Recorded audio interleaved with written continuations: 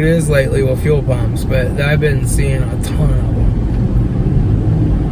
Starting to think about stocking a few fuel pumps for different cars that are the common ones. But yeah, I got a 2009 Pontiac Vibe. It's not getting any fuel. I did not check injector pulse. It's stuck on the side of the highway, so we called a wrecker to come get it. But I did spray some B12 chem tool down a snout, and it started for a few seconds. So I know it's getting spark. I know it's getting, you know, it's got all that. It's just not getting fuel, or it's not getting injector pulse. But since it's getting spark, it's probably getting injector pulse. But we'll test all that. We'll check it. Load test the fuel pump circuit, see if it's getting power, see if the pump's not turning. At least it's not an intermittent one, right? At least it's permanently broke. It makes it easier to troubleshoot. These intermittents can be a pain in the butt. But yep, I'll bring you along and do a video on this one. I should have time. I don't have a whole bunch of other cars lined up right at the moment, so. But I never know. I might get 5 more calls tonight. Yeah. I hope not, because I'm tired and I want to go to bed early. I was out at 2 in the morning, so yeah, I'm tired. Anyway, I'll see y'all later. We'll go through this. Alright, so I'm looking at the Pontiac Vibe here. Luckily, you don't have to drop the tank off, but these things are actually Toyotas. They're the same thing as a Toyota Matrix. They have a Toyota engine and everything. So, you can get to the fuel pump without having to drop the tank, because it's not GM. So I've hooked across the 2 powers on that fuel pump with a headlight.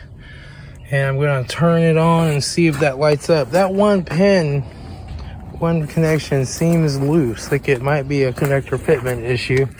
I don't know, but we're gonna try to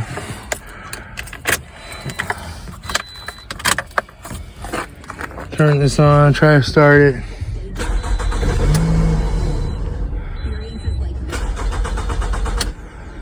She has good power.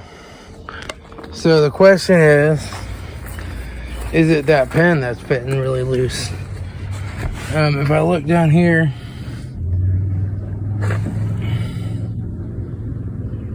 that connection looks a little corroded too. Like maybe this pin right there isn't fitting quite right. Let's see, that would be the one. I'm gonna try bending that back a little bit with a poking tool and see if we can make this thing start. All right, that one pin was extra wide. I mean, I could completely slide my back probe in the front of it, and it was just loose.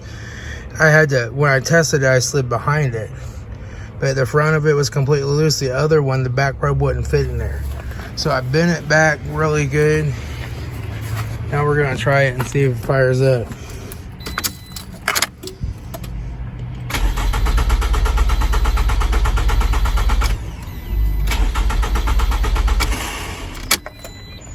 Nope.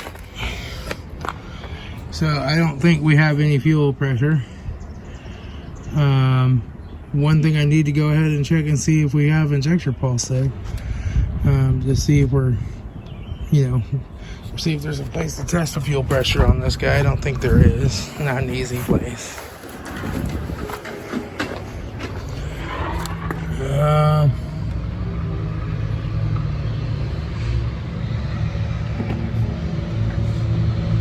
Might be able to hook that fuel line and just see if any fuel comes out. I kind of like to make sure we're not getting pressure, although I don't hear the pump turning.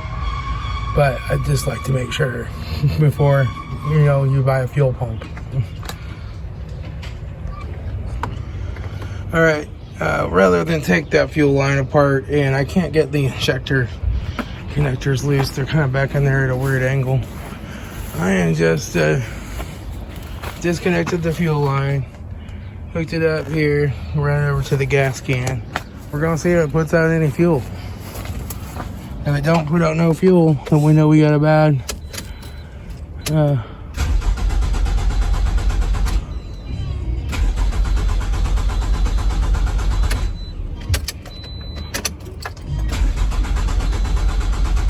it's putting out no fuel.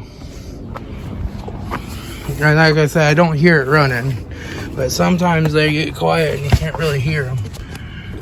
It didn't put out a single drop of fuel, so it has a bad fuel pump. All right, we'll go get one ordered for it and see how soon we can get it. I'm gonna go ahead and put this fuel line back on here, just so I don't lose anything by the time the fuel pump comes in. Yeah, we'll leave that there. Okay. All right, so now we know we got a bad fuel pump for sure. All right, cool. Hi, Waffle Kitty Kitten. Hi, Waffle Kitty Kitten. You want something to eat? See, yeah, see, I'm hungry, kitten. See, I'm a hungry one. Yes, I am. I'm hungry. I'm hungry. I'm being all nice and lovey-dovey because I want you to take me inside and feed me. Yeah. Alright, so I ordered a fuel pump on Amazon. Around 70, 75 bucks. It should be here tomorrow.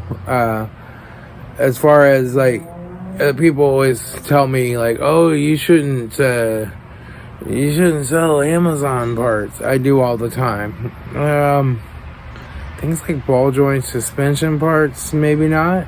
Maybe on my own vehicles, but not customers necessarily, because some of that stuff, you know, you want to make sure it's good. But I've seen ball joints and axles and stuff fail from AutoZone too, so I don't know.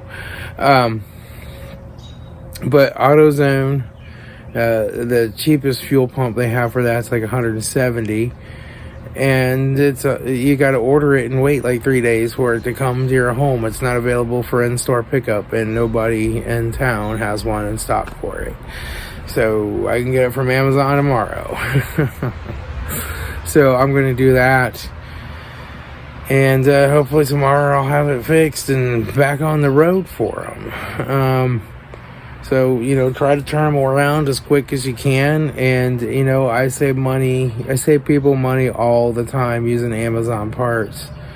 I've had very few problems with Amazon parts. I had one starter I got for a full-size, like Chevy Suburban, that the gears just stripped out on it after a couple weeks. And so I returned it and got a different one. And, I think that might be the only bad part I've ever gotten on Amazon. I buy my brakes from either Detroit Axle or a seller on eBay. They're a fraction of the cost, and they're really good brakes. So I buy stuff from Amazon all the time, and usually they have an option to get it here the next day. And you can get the car fixed and get it moved and get on to the next one. So I know a lot of shops they won't do that. They're like, oh no, you got to get the Napa parts. And yeah, I get it. And if it's something that's directly related to suspension or something like that could snap and break and cause an accident, then yeah. Except the brakes, you know, the brakes that I get from Detroit Axle, I've put those on some cars and they've been on there 7 years and they're still not even 50% worn, and the rotors don't warp. All the AutoZone and advanced rotors, even the Platinums, they warp after a year and they start giving you pedal flutter. Don't have that problem with them. So I don't have a problem using those brakes. They're good brakes. But that's just me. That's the way I do it.